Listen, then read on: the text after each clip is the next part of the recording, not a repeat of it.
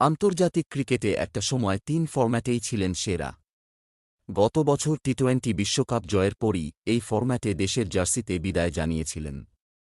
Test ও ওয়ানডেতে focus করাই target ছিল।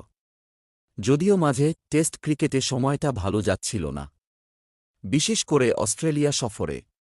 একটি সেঞ্চুরি করলেও তাঁর আউটের ধরন নিয়ে প্রশ্ন উঠেছে বারবার। ওয়ানডে খুব বেশি খেলেননি। ঘরের মাঠে ইংল্যান্ড সিরিজে হাফ সেঞ্চুরি করলেও মন ভরাতে পারেননি। চ্যাম্পিয়ন্স ট্রফিতে পাকিস্তানের বিরুদ্ধে ম্যাচ জেতানো অপরাজিত সেঞ্চুরির ইনিংস। কিং কোহলি আবারও আলোচনায়।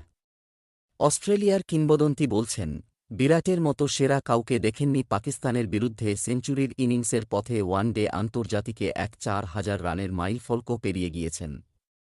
বিশ্বের তৃতীয় ব্যাটার হিসেবে এই নজির। আইসিসি রিভিউতে অস্ট্রেলিয়ার প্রাক্তন অধিনায়ক কিংবদন্তি রিকি পন্টিং বলেন, আমার মনে হয় না ওডিআই ফরম্যাটে বিরাট কোহলির চেয়ে সেরা কাউকে দেখেছি।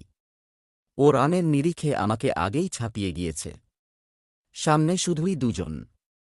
আমি নিশ্চিত ও নিজেকে এভাবেই মেলে ধরবে এবং সর্বকালের সেরা হিসেবে এই।